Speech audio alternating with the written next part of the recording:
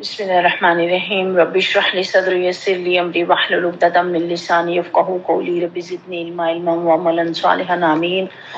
अल्लाहुम्मा सल्लि अला मुहम्मदिन व अला आलि मुहम्मद कमा सल्लैता अला इब्राहीम व अला आलि इब्राहीम इन्नका हमीदुम मजीद। अल्लाहुम्मा बारिक अला मुहम्मदिन व अला आलि मुहम्मद कमा बारकता अला इब्राहीम व अला आलि इब्राहीम इन्नका हमीदुम मजीद।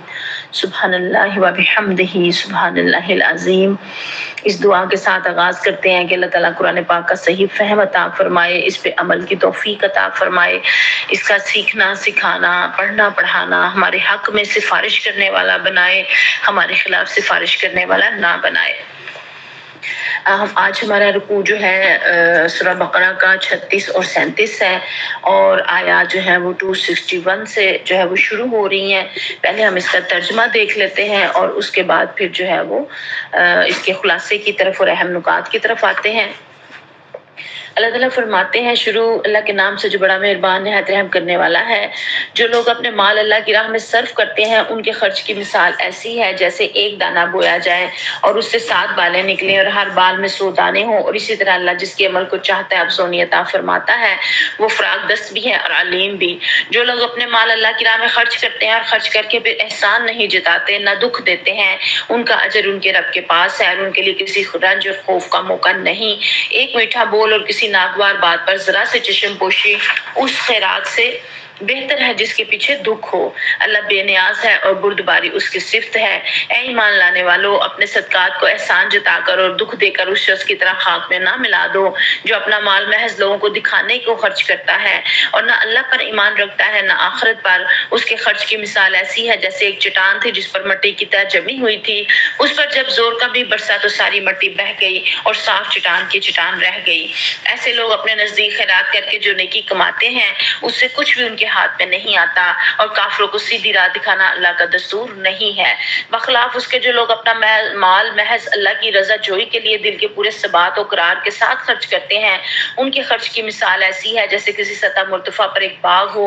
अगर जोर की बारिश हो जाए तो दुगना फल लाए और अगर जोर की बारिश ना भी हो तो एक हल्की फुहार ही उसके लिए काफी हो जाए। तुम जो कुछ करते हो सब अल्लाह की नजर में है। क्या तुम में से कोई ये पसंद करता है कि उसके पास एक हरा भरा बाग हो, नहरों से सैराब, खजूरों और अंगूरों और हर किस्म के फलों से लदा हुआ, और वो ऐन उस वक्त एक तेज बगोले की जद में आकर झुलस जाए जबकि वो बूढ़ा हो और उसके कमसिन बच्चे अभी किसी लायक ना हो। इस तरह अल्लाह अपनी बातें तुम्हारे सामने बयान करता है, शायद कि तुम गौर व फिक्र करो। ऐ लोगों जो ईमान लाए हो, जो माल तुमने कमाए हैं और जो कुछ हमने जमीन से तुम्हारे लिए निकाला है उसमें से बेहतर हिस्सा राह खुदा में खर्च करो। ऐसा ना हो कि उसकी राह में देने के लिए बुरी से बुरी चीजें छाड़ने लगो, कोशिश करने लगो, हालांकि वही चीज अगर तुम्हें दी जाए तो तुम हरगिज उससे लेना जो है वो गवारा ना करोगे, इला ये कि इसको कबूल करने में तुम अमगाज बरत जाओ। तुम्हें जान लेना चाहिए कि अल्लाह बेनियाज है और बेहतरीन सिफात से मुत्तसिफ है। शैतान तुम्हें मुफलिसी से डराता है और शर्मनाक तर्ज अमल इख्तियार करने की तरगीब देता है।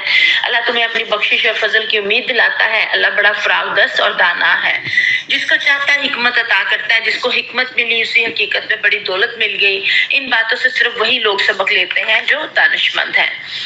तुमने जो कुछ भी खर्च किया हो और जो नजर भी मानी हो, अल्लाह को उसका इल्म है और जालिमों को कोई मददगार नहीं है। अगर अपने सदकात अलानिया दो ये भी अच्छा है, लेकिन अगर छुपाकर हाजतमंदों को दो तो ये तुम्हारे हक में ज्यादा बेहतर है।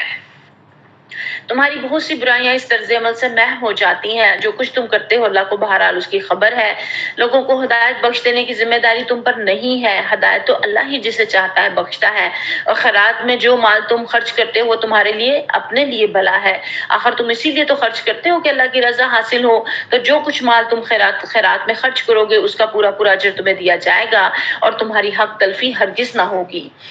खास तौर पर मदद के मुस्तहिक वो तंगदस्त लोग हैं जो अल्लाह के काम में ऐसे गिर गए हैं कि अपने जाती कस्बे माश के लिए जमीन में कोई दौड़ धूप नहीं कर सकते। उनकी खुददारी देखकर नावाकिफ आदमी गुमान करता है कि ये खुशहाल है। तुम उनके चेहरों से उनकी अंदरूनी हालत पहचान सकते हो, मगर वो ऐसे लोग नहीं है कि लोगों के पीछे पड़कर कुछ मांगे। उनकी एनत में जो कुछ माल तुम खर्च करोगे वो अल्लाह से पोशीदा ना रहेगा। इन आयात से ही हमें जो है वो पता चल रहा है कि इसमें इंफाक फी सबिलिल्लाह के ऊपर जो है वो ज्यादा बात की गई है।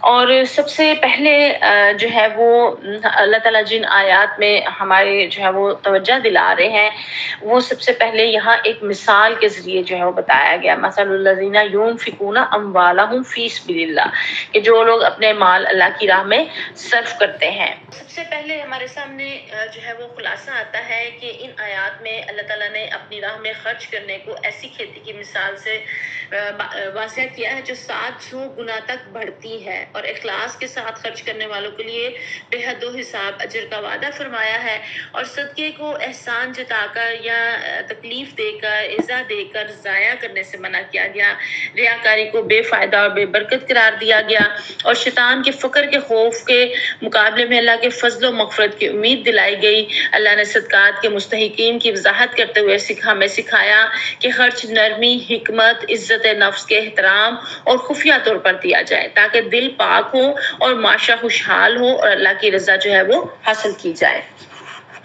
اور پھر یہاں جو مثال دی گئی ہے نا، یہ بہت خوبصورت مثال دی گئی ہے، اور اس میں بڑی محبت اور شفقت کے ساتھ اللہ تعالیٰ بات کر رہے ہیں، اور جو نفسیاتی اور اجتماعی جو آداب ہے وہ بھی اللہ تعالیٰ بتا رہے ہیں، جن سے صدقہ ایک ایسا عمل بن جاتا ہے کہ جس سے دینے والے کے نفس کی تربیت ہوتی ہے، لینے والے کے لیے وہ سود مند اور نفع بخش عمل قرار پاتا ہے، اور اس کے نتیجے میں معاشرہ ایک خاندان میں تبدیل ہو جاتا ہے جس پر باہمی تعاون، محبت، رحمت اور شفقت کی حکمرانی ہوتی ہے۔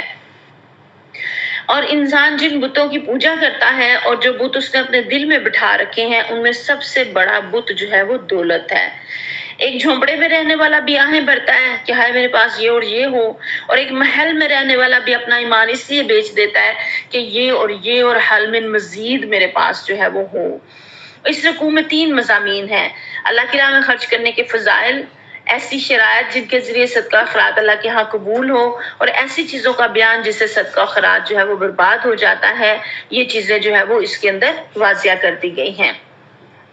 اور جو مثال دی گئی ہے نا، وہ جیسے ایک دانہ جو ہے وہ جیسے گندم کا دانہ کاشتکار بوتا ہے، اس کے دانے سے ایک سوئی پھوٹتی ہے، پھر ایک تنا بنتی ہے، اس میں پھر 7 جو ہے وہ ایسی بالیں نکلتی ہیں، اور ایک بالی جو ہے میں 100 دانے ہوتے ہیں۔ ایک مومن کے انفاق کا بھی یہی حال ہے۔ ایسی برکت ہر صدقے میں ہے جو اخلاص، للہیت، رزق حلال اور مستحق جگہ اور سنت کے مطابق ہو۔ اور جس طرح کاشتکار کے لیے ضروری ہے نا کہ دانہ خراب نہ ہو، بیج عمدہ ہو اور اچھا ہو، پھر کاشتکاری کا سارا فن بھی اس کو آتا ہو، اس کو پتہ چلے کہ جس زمین میں وہ دانہ ڈال رہا ہے وہ عمدہ بھی ہے کہ نہیں ہے، اور اگر ان ساری چیزوں میں سے کوئی ایک چیز بھی کم ہو جاتی ہے تو دانہ ضائع ہو جاتا ہے۔ دانہ اگر ڈال دیا اور کاشتکار کو کاشتکاری کے فن ہی نہیں آتے اور زمین اگر عمدہ نہیں ہے تو وہ تو ضائع ہو جائے گا، تو اس میں سے کچھ بھی نہیں نکلے گا۔ اسی طرح اعمال صالحہ خصوصاً انفاق فی سبیل اللہ کی قبولیت کے لیے یہاں بتایا گیا ہے۔ جو مال اللہ کی راہ میں خرچ ہو، حلال اور پاک ہو، کیونکہ حدیث میں ہے کہ اللہ حلال اور پاک کے سوا کسی چیز کو قبول نہیں کرتا۔ پھر خرچ کرنے والے کی نیت نیک ہو، بدنیتی یا نمود و نمائش کے لیے اگر کوئی خرچ کرتا ہے تو وہ دانہ ضائع ہو جاتا ہے، اور مستحقین کو تلاش کر کے ان پہ خرچ کرے۔ اگر وہ ایسی جگہ مال خرچ کر دے جو سرے سے جائز ہی نہیں تو یہ خرچ کرنا بھی اس کا بیکار چلا جائے گا، یعنی کہ زمین بھی اس نے دیکھنی ہے۔ اسی لیے ہم زیادہ زور اس چیز پہ دیتے ہیں کہ اجتماعیت میں جو ہے وہ اپنا صدقہ، زکوٰۃ، خیرات، اعانت جماعت کے اندر دی جائے، تاکہ وہاں پہ نہ آپ کو پتہ چلے کہ لینے والا ہاتھ کون سا ہے، اور نہ لینے والے کو پتہ چلے کہ دینے والا ہاتھ کون سا ہے، اور اجتماعیت کی طرف جو ہے وہ ہمیں توجہ بھی دلائی جاتی ہے۔ پھر جو بھی بت کی بات ہو رہی تھی نا، تو یہ دولت جو ہے وہ سب سے بڑا بت ہے، کیونکہ پیارے نبی کریم صلی اللہ علیہ وسلم نے فرمایا کہ ہر امت کے لیے ایک آزمائش کی چیز ہے، اور میری امت کے لیے آزمائش کی چیز جو ہے وہ مال ہے۔ اللہ تعالیٰ معاف فرمائے۔ اور یہ بھی حدیث مبارکہ آپ نے پڑھی ہوگی، سنی ہوگی، کہ جس میں پیارے صلی اللہ علیہ وسلم نے فرمایا کہ اگر انسان کو، ابن آدم کو، ایک سونے کی وادی مل جائے تو وہ کہے گا، خواہش کرے گا کہ کاش کے 2 ہوں، اور اگر 2 مل جائے تو وہ تیسری کی بھی خواہش کرے گا، اور اس کا جو ہے وہ لالچ کا پیٹ تو صرف قبر کی مٹی بھر سکتی ہے۔ اللہ تعالیٰ معاف فرمائے۔ تو جب تک زندہ ہے وہ لگا ہی رہے گا، اور یہ ایسی ایک دوڑ ہے کہ جس کا کوئی اینڈ نہیں ہے، جس میں جب لگ جاؤ تو بس پھر چلتے ہی چلے جاؤ۔ تو جو اس کے جو ہے وہ اللہ کی راہ میں دیتا ہے زیادہ سے زیادہ مال اور فضل، اللہ کے فضل سے اس کو تعبیر کیا گیا ہے نا، تو جو اللہ کے راستے میں دینے کی جس کی نیت اور کوشش ہوتی ہے تو وہ اللہ تعالیٰ چونکہ وسعت والا ہے تو وہ بڑھا چڑھا کے جو ہے وہ کس قدر زیادہ انسان کو جو ہے وہ واپس کرتا ہے۔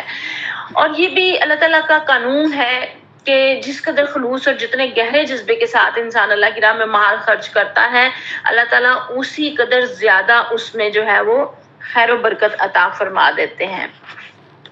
حضرت عمر بن عبدالعزیز کے بارے میں آتا ہے نا کہ انہوں نے اپنے پیچھے 11 بیٹے چھوڑے، اور جنہیں اپنے باپ کی وراثت سے صرف 5 درہم حصہ ملا، زیادہ نہیں ملا نا، کیونکہ وہ انہوں نے اللہ کے حکموں کے مطابق زندگی گزاری اور خدا خوفی کے ساتھ گزاری، اور ناجائز مال نہیں کمایا اور اپنے لیے کوئی سہولتیں آسانیاں نہیں لی۔ لیکن چند سالوں کے بعد جو ہے وہ ان کے بیٹے نے ایک دن میں 100 غلام خرید کر اللہ کے راستے میں آزاد کیے۔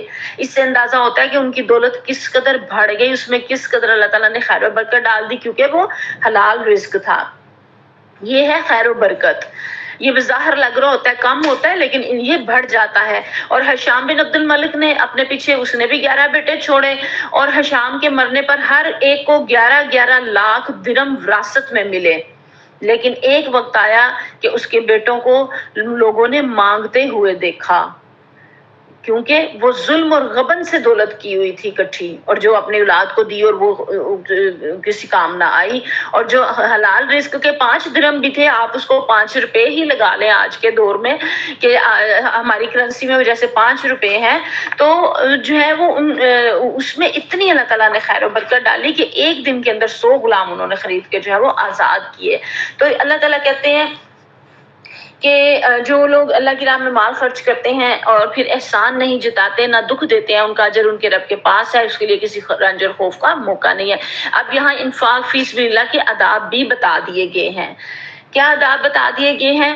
کہ احسان نہ جتایا جائے۔ احسان جتانا جو ہے وہ بہت برا کمینہ فعل اس کو کہا گیا، اللہ تعالیٰ معاف فرمائے، کیونکہ اس سے کیا ہوتا ہے کہ دینے والوں کے لیے بھی یہ نقصان دہ ہوتا ہے، اور جھوٹی برتری انسان اپنی دوسرے کے اوپر لگاتا ہے تو دوسرے کے جذبات بھی جو ہے مجروح ہوتے ہیں، اور اپنے حصے میں بھی اس کے جو ہے وہ کچھ نہیں آتا۔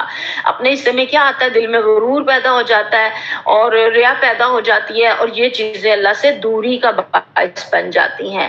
اور احسان جتانے سے انفاق جو ہے وہ زہر اور آگ میں تبدیل ہو جاتا ہے، اور سماج کا شرازہ منتشر ہو جاتا ہے، اور کینہ اور بغض جو ہے وہ پروان چڑھتے ہیں۔ آپ دیکھیں نا، جب اللہ تعالیٰ کے لیے دیتے ہیں تو پھر بندے کے اندر، دل کے اندر یہ نہیں نہ ہوتا کہ یہ جس فرد کو میں نے دیا یہ میرے ساتھ اس نے سلوک کرے، یا میرے ساتھ اچھے طریقے سے پیش آئے، یا یہ مجھے بھی دے۔ اس طرح کی چیزیں اس کے دل میں نہیں آتی نا پھر، کیونکہ اس سے پتا ہوتا ہے میں نے اللہ کے لیے دیا ہے تو میں نے اللہ سے اجر لینا، میرے بندے سے تو نہیں لینا۔ لیکن جو اس نیت سے دے گا جس میں ریاکاری ہوگی تو وہ تو ظاہر ہے، جس کو بھی دے گا چاہے صدقہ خیرات دے چاہے ویسے ہیلپ کرے، اس کا اندر سے یہی ہوگا کہ یہ بھی میرے ساتھ جو ہے وہ حسن سلوک سے پیش آئے، اور جب مجھے ضرورت پڑے تب یہ میری بھی مدد کرے۔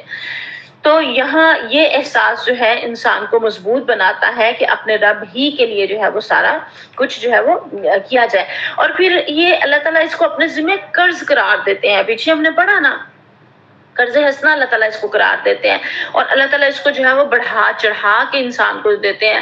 پھر اس کے انسان کے وقت میں، صحت میں، جان میں، مال میں، صلاحیت میں، ہر چیز میں اللہ تعالیٰ خیر و برکت عطا فرما دیتے ہیں۔ اور پھر یہ بھی کہہ دیا گیا اگلی آیت ہی میں 34 میں کہ اپنی خیرات کو احسان جتا کر اور نقصان پہنچا کر جو ہے وہ ضائع نہ کرو۔ اور پھر یہ بھی بتایا گیا کہ ایک میٹھا بول کسی ناگوار بات پر ذرا سی چشم پوشی اس خیرات سے بہتر ہے جس کے پیچھے دکھ ہو۔ اللہ بے نیاز ہے، بردباری اس کی صفت ہے۔ اب یہاں دیکھیں کہ اللہ تعالیٰ جو ہے وہ، ایک تو یہ ہے کہ اللہ تعالیٰ ہماری جو ہے وہ خیرات کا حاجت مند نہیں ہے، اللہ کو ضرورت نہیں ہے، کیونکہ وہ تو خود بردبار ہے۔ اور چونکہ وہ بردبار ہے اس لیے اس کو بھی وہی لوگ پسند ہیں جو چھچورے اور کم ظرف نہ ہوں بلکہ فراغ حوصلہ اور بردبار ہوں۔ اور جو اللہ تعالیٰ زندگی کے اسباب و وسائل بے حد و حساب ہم کو دیے چلے جا رہا ہے، ہمارے قصوروں کے باوجود ہماری بار بار جو ہے وہ گناہ معاف کرتے ہوئے ہمیں رحمتیں جو ہے وہ عطا کرتا چلا جاتا ہے، تو اس میں ہمارا کیا کمال ہے؟ یہ تو سارا کچھ رب کا احسان اور اس کی دین ہے جو اس نے دیا ہے۔ حدیث مبارکہ میں آتا ہے کہ اللہ تعالیٰ اس شخص کو قیامت کے روز شرف ہم کلامی اور نظر عنایت سے محروم رکھے گا جو اپنے عطیے پر احسان جتاتا ہو۔ اللہ تعالیٰ معاف فرمائے، اللہ نہ کرے کہ ہم لوگ ایسے ہوں، ہم صرف خالص اللہ کی رضا اور نیت سے دینے والے ہوں۔ اور پھر یہاں جو مثال دی گئی ہے نا کہ جو ہے وہ جو دکھلانے کے لیے خرچ کرتا ہے، اللہ پر ایمان رکھتا ہے نہ آخرت پر رکھتا ہے، تو اس کی مثال کیا دی گئی ہے؟ ایسی چٹان کی جس پر مٹی کی تہ جمی ہوئی تھی، اس پر جب زور کا میंہ برسا تو ساری مٹی بہہ گئی اور صاف کی صاف چٹان جو ہے وہ رہ گئی۔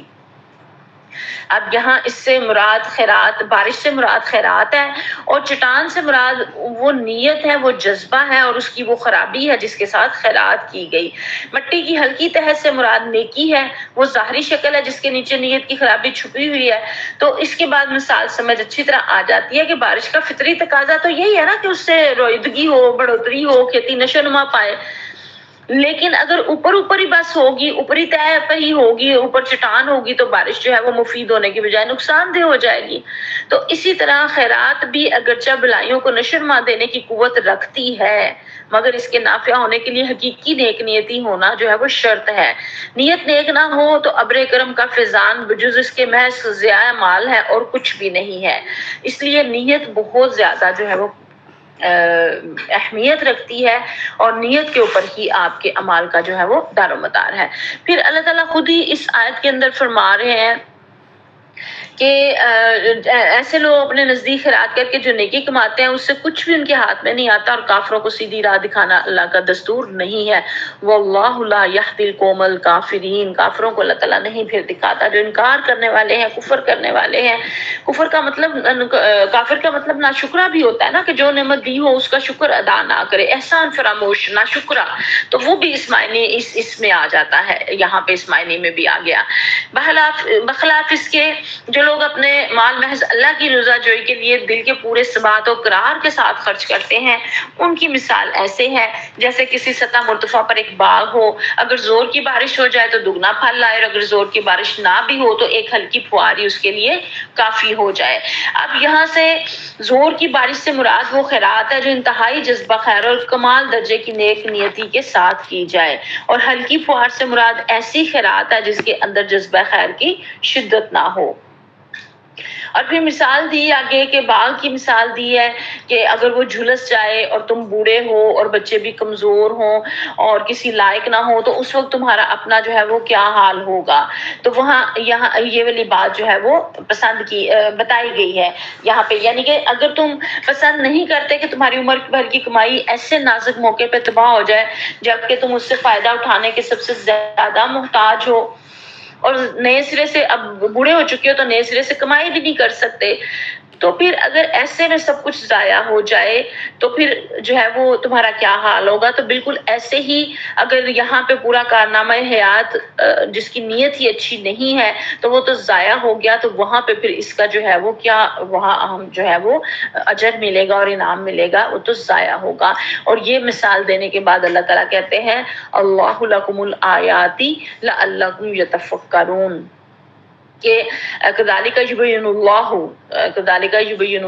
اللہ تعالیٰ اسی طرح بیان کرتا ہے لکم الآیات، تمہارے لیے آیات، لعلکم تتفکرون، شاید کہ تم غور و فکر کرو۔ اس کو ہائی لائٹ کر لیجئے، ان آیات کے اوپر آپ نے میں نے سب نے غور و فکر کرنا ہے، تدبر کرنا ہے، اور اپنا جائزہ لے کے دیکھنا ہے کہ ہم ان کے مطابق، ان آیات کے مطابق عمل کر رہے ہیں یا نہیں کر رہے، اور اگر اس میں کوئی کہیں کمی بیشی خرابی ہے تو استغفار کے ساتھ اور عمل میں بہتری کے ساتھ اس کو ہم جو ہے وہ دور کریں گے۔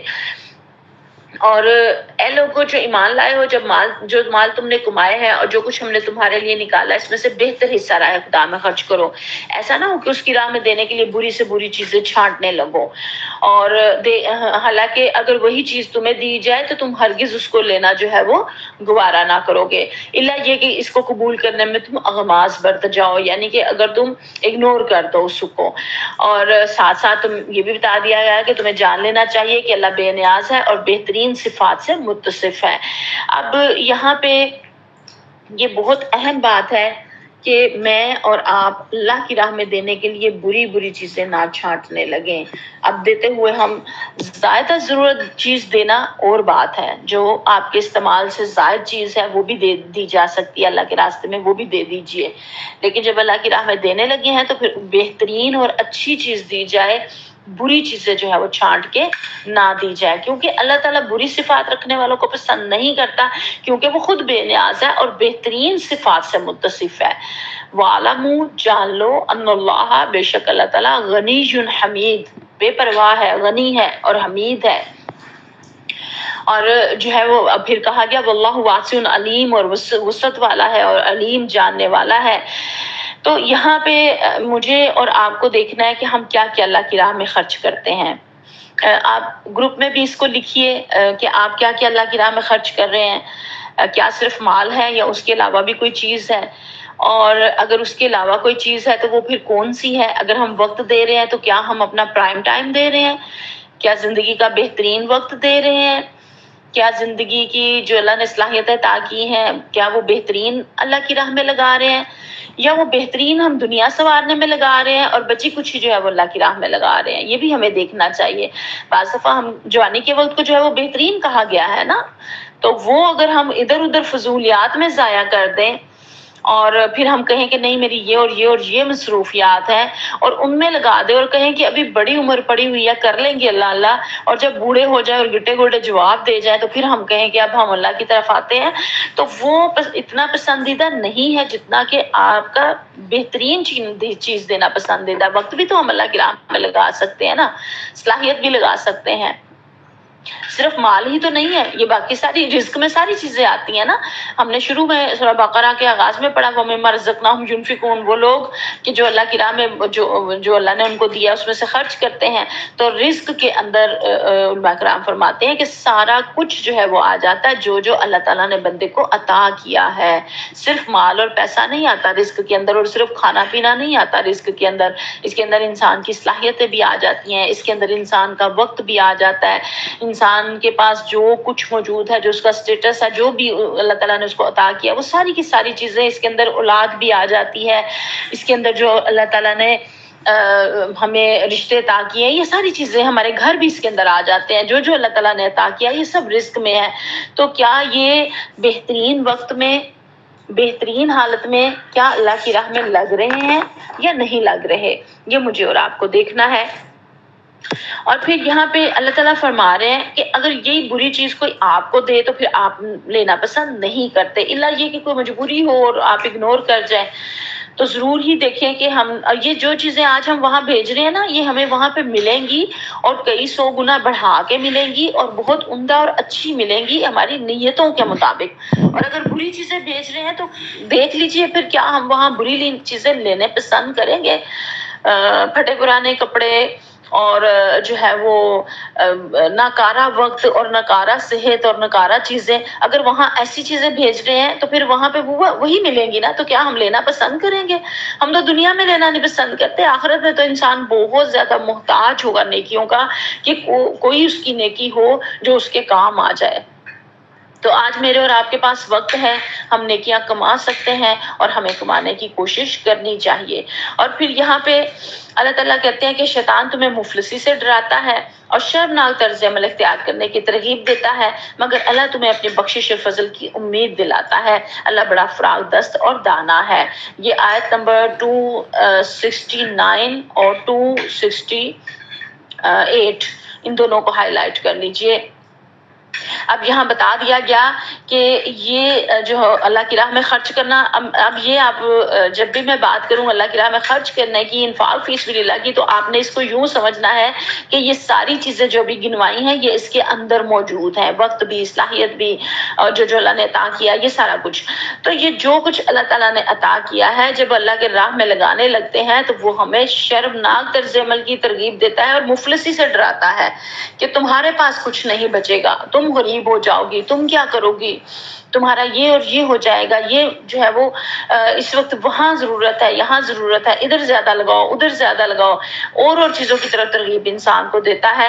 تو یہاں پہ ہمیں بتایا گیا کہ اللہ تو بخشش اور فضل کی امید دلاتا ہے، اللہ فراغ دست اور دانا ہے ہمارے پیسوں کی، ہمارے وقت کی، ہماری صلاحیت کی، ہمارے اقامت دین کے کام کرنے کی اللہ کو تو ضرورت نہیں ہے، ضرورت تو ہمیں ہے۔ اور پھر یہاں اللہ فرماتے ہیں جس کو چاہتا ہے حکمت عطا کرتا ہے، جس کو حکمت ملی اسے حقیقت میں بڑی دولت مل گئی۔ حکمت کسے کہتے ہیں؟ فوری اس کا جواب جو ہے وہ گروپ میں لکھیے، کس کو اللہ تعالیٰ جو ہے وہ حکمت کہہ رہے ہیں، اور پھر ساتھ یہ بھی کہہ رہے ہیں وَمَا يَذَّكَّرُ إِلَّا أُولُو الْأَلْبَابِ، ان باتوں سے صرف وہی لوگ سبق لیتے ہیں جو دانش مند ہیں۔ اب میں نے اور آپ نے دیکھنا ہے کہ ہم کتنے دانش مند ہیں، کتنے عقل مند ہیں، تو پھر ہم دیکھ لیں کہ ہم کتنا حکمت کے ساتھ جو ہے وہ چلتے ہیں، اور اصل خیر ہی یہی ہے کہ اللہ انسان کو جو ہے وہ حکمت عطا فرما دے، دین کی سمجھ عطا فرما دے۔ حکمت سے مراد ہے نا صحیح بصیرت اور صحیح قوت فیصلہ۔ اور یہاں پہ جس کو حکمت مل گئی ظاہر ہے وہ پھر شیطان کے بتائے ہوئے راستے پہ نہیں چلے گا، بلکہ اس کشادہ راہ پہ چلے گا جو اللہ نے اس کو دکھائی ہے۔ تو شیطان کے تنگ نظر مریدوں کی نگاہ میں یہ بڑی ہوشیاری اور عقل مندی ہے کہ آدمی اپنی دولت کو سنبھال کر رکھے اور ہر وقت مزید کمائی کی فکر میں جو ہے وہ لگا رہے۔ لیکن جن لوگوں کو اللہ نے نور بصیرت عطا کیا ہے ان کی نظر میں یہ عین بیوقوفی ہے۔ حکمت اور دانائی ان کے نزدیک یہ ہے کہ آدمی جو کچھ کمائے اسے اپنی متوسط ضروریات پوری کرنے کے بعد دل کھول کر بھلائی کے کاموں میں خرچ کرے۔ پہلا شخص ممکن ہے کہ دنیا کی اس چند روزہ زندگی میں دوسروں کی نسبت زیادہ خوشحال ہو، لیکن دوسرا آپ کو اتنا نہ لگے، لیکن اصل میں عقل مند تو وہی ہے جس نے جہاں جا کے ساری عمر رہنا ہے، جہاں دی اینڈ ہی نہیں ہے، وہ وہاں کے لیے جو خرچ کرے اور بھیجے۔ پچھلی دفعہ بھی بات ہوئی تھی نا کہ یہاں کے مال کو آپ وہاں کے مال میں، یہاں کی کرنسی کو آپ وہاں کی کرنسی میں کیسے چینج کر سکتے ہیں، کیسے تبدیل کر سکتے ہیں، پچھلی دفعہ بھی بات ہوئی تھی۔ تو یہ بالکل بات وہی ہے کہ اب اس کرنسی کو ہم اس کرنسی میں چینج کر لیں، ان نیکیوں میں کنورٹ کر لیں کہ جو وہاں جا کے ہمارے پھر جو کام آئے۔ کسی کے ڈول میں پانی ڈال دینا بھی صدقہ ہے، کسی کو راہ بتا دینا بھی صدقہ ہے، علم کسی کو پہنچا دینا یہ بھی صدقہ ہے۔ یہ ساری چیزیں صدقے کے اندر آتی ہیں۔ اقامت دین کا کام بھی صدقے کے اندر آتا ہے، امر بالمعروف اور نہی عن المنکر کا کام، اور مسکرا کے ملنا بھی جو ہے وہ صدقہ ہے۔ ہم سارے دن جو کام کر رہے ہوتے ہیں نا ان میں ساتھ ساتھ ہم صدقے کی بھی نیت کر لیں تو ڈبل جو ہے وہ اجر انشاءاللہ تعالی ہمیں جو ہے وہ ملے گا اللہ کے ہاں۔ پھر اللہ کہتے ہیں تم نے جو کچھ خرچ کیا ہو، جو نظر بھی مانی ہو، اللہ کو اس کا علم ہے اور ظالموں کا کوئی مددگار نہیں ہے۔ اگر اپنے صدقات اعلانیہ دو تو یہ بھی اچھا ہے، لیکن اگر چھپا کر حاجت مندوں کو دو تو یہ تمہارے حق میں زیادہ بہتر ہے۔ اب یہاں پہ یہ بات بھی کھول کے بتا دی گئی ہے کہ صدقہ فرض جو ہے اس کو اعلانیہ دینا افضل ہے۔ اعلانیہ دینے کا مطلب یہ نہیں ہے کہ آپ جس کو دے رہے ہیں اس کو کہیں کہ اس کو بتائیں کہ یہ میں صدقہ دے رہی ہوں، نہیں، ایسے نہیں۔ آپس میں جیسے ہم بات کر رہے ہیں یا کسی کو بتاتے ہیں تو بتانا پڑ جائے تو جیسے ہم کہہ سکتے ہیں کہ میں نے تو زکوٰۃ ادا کر دی، کیا تم نے کر دی؟ یا ہم اپنی زکوٰۃ کا بتا سکتے ہیں کہ ہم نے ادا کر دی۔ لیکن جو صدقہ ہوگا خفیہ، جو نفلی ہوگا وہ تو خفیہ دینا ہی زیادہ بہتر ہے۔ فرض کا اس لیے کہنے کے لیے یہاں گنجائش ہے کہ دوسرے کو ترغیب حاصل ہو، لیکن نفل جو ہے وہ چھپا کے۔ اچھا ہمارے یہاں یہ ٹرینڈ ہے کہ ہم لوگ کہتے ہیں نہیں جی صدقہ اعلانیہ دینا چاہیے اور صدقہ بتا کے دینا چاہیے، تو جس کو دیتے ہیں اس کو بتاتے اور پوچھتے ہیں کہ کیا تم صدقہ لے لو گی، ہم تمہیں صدقہ دے دیں۔ یہ بالکل غلط طریقہ ہے۔ ابھی ہم نے پڑھا کہ دوسرے کی عزت نفس کا بہت زیادہ خیال رکھنا ہے، احسان جتا کے نہیں دینا ہے، اور اس طرح بلکہ اس کو اچھا تحفۃ بنا کے جو ہے وہ پیش کریں۔ اگر ہمارا قریبی فرد ہے تو ہمیں پتہ ہے اس کو جو ضرورت ہے ہم اس کی ضرورت پوری کر دیں، कोई अच्छा सा तोहफा उसको दे दें। जैसे गर्मियों का सीजन है तो हम गर्मियों का सूट दे सकते हैं, सर्दियों का सीजन है तो सर्दियों का दे सकते हैं। अगर हमारी ज्यादा फ्रैंकनेस है, ज्यादा आना जाना है, तो हम घर के इस्तेमाल की कोई भी चीज जो फर्द को जरूरत है वो भी दे सकते हैं। किसी भी तरीके से जो है हम दे सकते हैं, लेकिन उसको बताना और उसके ऊपर जाहिर करना जरूरी नहीं है, ये हमें पता होना चाहिए। हाँ, फर्ज के लिए अलबत्ता है कि हम आपस में बात करते हुए बता सकते हैं, कह सकते हैं, तरगीब दिलाने के लिए। और अपने बच्चों को और अपने घर में हम सदके का भी बता और कह सकते हैं, क्योंकि हमने उनको तरीका बताना है ना कि मैंने इस सिलसिले में सदका दिया है, तुम भी दो। और बच्चों को तो यंग मदर्स को तो हम कहते हैं बच्चे छोटे हों तो जो है वो सदका बॉक्स बना के घरों में रखें और बच्चों से जो है वो उसमें दिलवाएं डेली के डेली का। और कहीं किसी हाजतमंद को भी देना हो तो बच्चों से दिलवाएं, ताकि बच्चों को तरीका पता चले कि ये हमने देना है। ये वो चीजें हैं जो बच्चे हमारे अमल में देखेंगे तो इंशाअल्लाह ताला उनकी जिंदगियों में शामिल होगी। जो अमल में चीज आ जाती है वो आगे सीना बसीना चली जाती है। लेक्चर में जो हम बता रहे होते हैं वो चीजें उनके ऊपर कोई असर ज्यादा नहीं करती हैं, जो हम कर रहे होते हैं वो हमारे बच्चों के ऊपर जो है हमारी नस्लों के ऊपर ज्यादा असरअंदाज हो रही होती हैं। फिर आगे अल्लाह ताला फरमाते हैं लोगों को हिदायत बख्श देने की जिम्मेदारी तुम्हारे ऊपर नहीं है। लैसा अलैका हुदाहुम वलाकिन्नल्लाह यहदी मन यशाउ वमा तुनफिकू मिन खैरिन लिअनफुसिकुम वमा तुनफिकूना इल्ला इब्तिगा वजहिल्लाह। अब यहाँ कहा गया कि हिदायत तो अल्लाह ही जिसे चाहता है बख्शता है, और फिर खैरात के साथ ही जो है वो बात आ गई कि जो भी खर्च करोगे अपने भले के लिए जो है वो खर्च करोगे। अब दूसरों को हिदायत बख्श देने की जिम्मेदारी आपकी नहीं है। इसका ये मतलब नहीं है कि दूसरा गुमराही में पड़ा रहे तो आप आराम से बैठे रहें। पैगाम पहुंचाना जिम्मेदारी है। वो पोस्ट भी चलती है ना कि जिसको रास्ते का पता है उसको रास्ता दूसरों को बताना उसकी जिम्मेदारी है। तो पैगाम पहुंचाना जिम्मेदारी है, लेकिन किसी को जबरदस्ती पकड़ के हिदायत दे देना और जबरदस्ती पकड़ के उस रास्ते पे चला देना ये हमारी जिम्मेदारी नहीं है, और ये काम हम नहीं कर सकते। ये काम तो नबी के जिम्मे भी नहीं था और ये काम हमारे जिम्मे भी नहीं है। हाँ, अलबत्ता अपनी पूरी कोशिश करके आखिरी वक्त तक पैगाम पहुंचा देना ये हमारी जिम्मेदारी है। और फिर अल्लाह ताला कहते हैं कि अल्लाह के लिए तुम जो भी अल्लाह के रास्ते में इंफाक फी सबिलिल्लाह करोगे वो तुम्हारे अपने लिए ही जो है वो फायदामंद है, क्योंकि खुद को ही मिलना है ना। प्यारे से हमने पूछा ना साहबा कराम से कि तुम लोग किसका माल पसंद करते हो, अपना या अपने वारसों का? तो साहबा कराम ने कहा अल्लाह के रसूल सल्लल्लाहु अलैहि वसल्लम, जाहिर अपना माल पसंद हर फर्द करेगा, हम अपना माल पसंद करते हैं, वारसों का कौन पसंद करेगा? तो आसा ने फरमाया जो तुम अपने हाथों से दे जाते हो वो तुम्हारा अपना माल है, जो अपने हाथों से आगे भेज देते हो, और जो तुम पीछे छोड़ जाओगे वो तुम्हारे वारसों का माल है। अब देख लें किसका माल हमें पसंद है।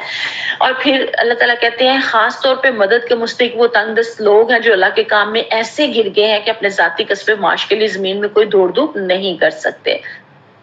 अब देखिए नेकियां बहुत सारी नेकियां हैं, अल्लाह की राह में खर्च करना बहुत सारी चीजें हैं, लेकिन उसमें भी सहाबा किराम और साहबियात का तर्ज अमल ये था कि उसमें अफजल से अफजल तरीका ढूंढते थे और पूछते थे आके अल्लाह ताला के नबी सल्लल्लाहु अलैहि वसल्लम से।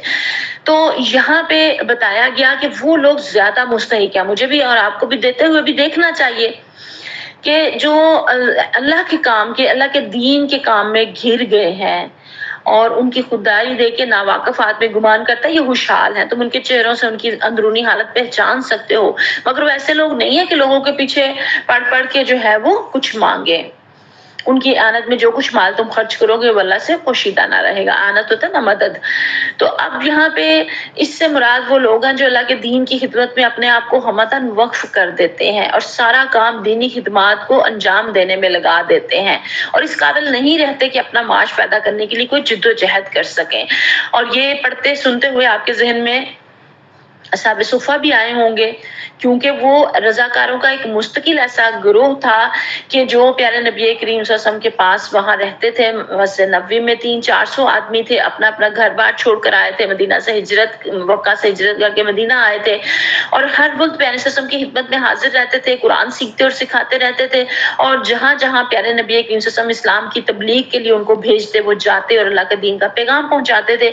आप में से बहुत सारे स्टूडेंट्स मेरे साथ सीरत का सफर कर रहे हैं اور اس میں آپ نے پڑھا کہ ایک جگہ پہ جو ہے وہ واقعہ ایسا بھی ہوا کہ یہاں سے 70 صحابہ کرام کو انہوں نے بلایا اور کہا کہ ہمیں جو ہے وہ دین کا پیغام آ کے پہنچائے، تو پیغمبر صلی اللہ علیہ وسلم نے ان کو بھیج دیا اور ان لوگوں نے بدعہدی کی اور ان کو شہید کر دیا۔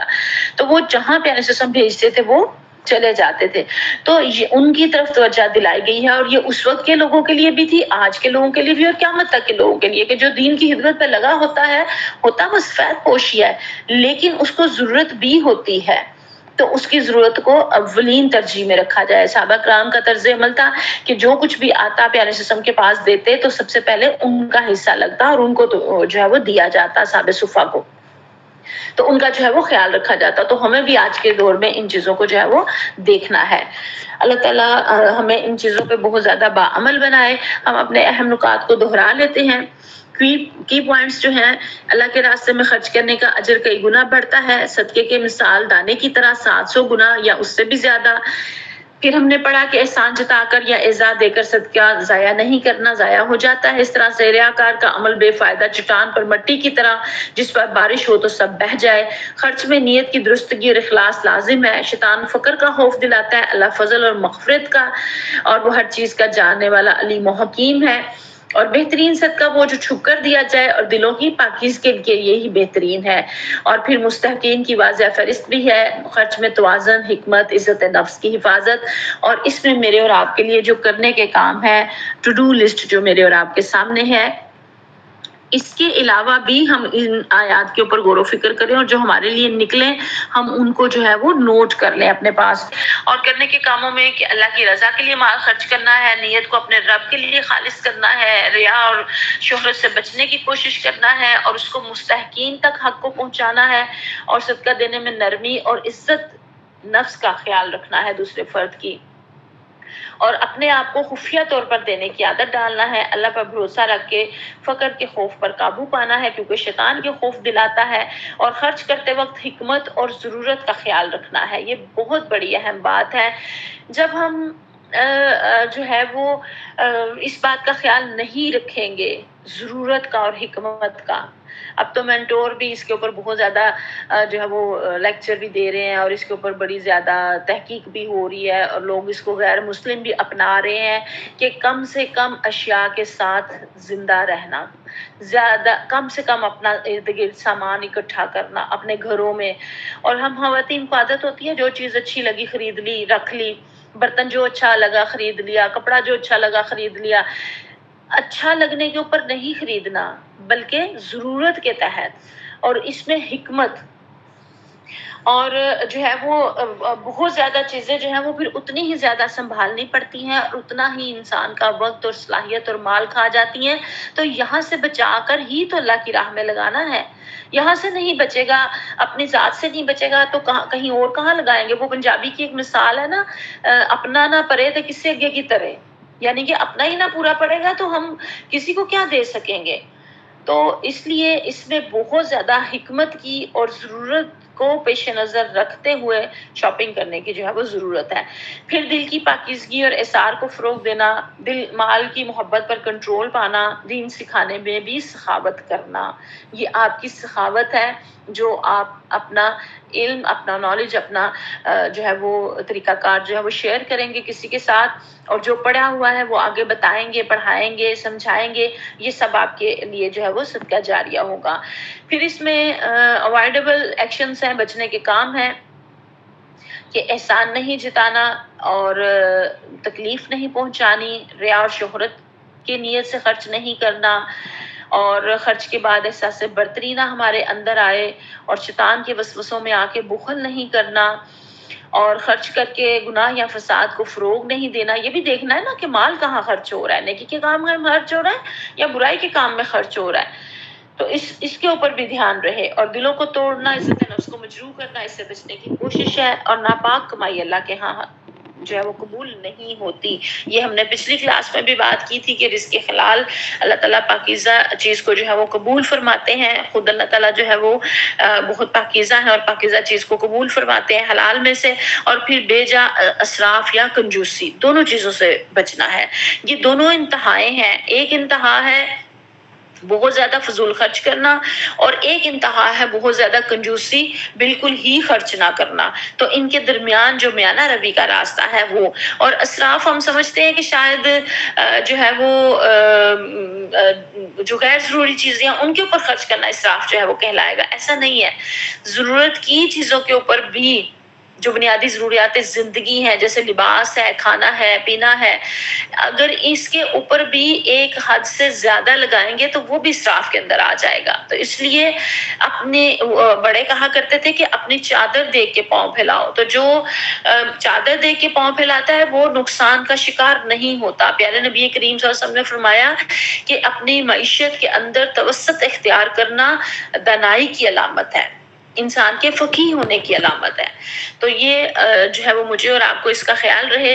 پھر کچھ کویسچنز ہیں جو کہ ہر دفعہ ہمارے لیسن کے آخر میں ہوتے ہیں، جو کہ ہماری جو ہے وہ سیلف اویئرنس کے لیے ہیں، ہماری خود احتسابی کے لیے ہیں، ریفلیکٹیو کویسچنز ہیں۔ کیا میں اللہ کی رضا کے لیے خرچ کرتی ہوں یا لوگوں کی واہ واہ کے لیے؟ یہ سوال میں نے اور آپ نے خود سے پوچھنا ہے، اس کا جواب ہم نے خود سے لینا ہے، اور ہر موقع پہ لینا ہے، ایک دفعہ نہیں لینا، ہر موقع پہ جب اللہ کی راہ میں خرچ کریں۔ کیا میرے صدقات میں احسان یا اعزاز شامل تو نہیں ہے؟ کیا میں شیطان کے ڈالے ہوئے فقر کے خوف کا شکار تو نہیں ہوں؟ نہیں، ابھی نہ خرچ کرو، ابھی نہ دو، ابھی تو تم نے جو ہے وہ بچوں کی فیسیں دینی ہے، ابھی تو بچوں کے کپڑے بنانے ہیں، ابھی تو کھانے میں یہ ڈشیں بنانی ہے، اگر یہاں دے دیا، اللہ کی راہ میں دے دیا تو خود کیا کھائیں گے، خود کیا پیئیں گے، خود کیا کریں گے؟ کیا یہ شیطان وسوسے تو نہیں ڈالتا؟ اگر ڈالتا ہے تو میرا جواب کیا ہوتا ہے؟ کیا میں خفیہ صدقہ دینے کی عادی ہوں؟ کیا میں مستحقین کی عزت نفس کا خیال رکھتی ہوں؟ کیا میں خرچ کرنے میں حکمت اور ضرورت کو مد نظر رکھتی ہوں؟ یہ چیزیں میرے اور آپ کے جو ہے وہ غور و فکر کے لیے ہیں، اور ان سوالات کے جوابات انشاءاللہ تعالی ہمارے لیے سیلف گرومنگ کا راستہ کھولیں گے، اور ہمارے لیے انشاءاللہ تعالی جنت کا راستہ آسان بنائیں گے۔ اللہ تعالیٰ مجھے اور آپ کو بہت زیادہ عمل کی توفیق عطا فرمائے۔ وآخر دعوانا الحمدللہ رب العالمین۔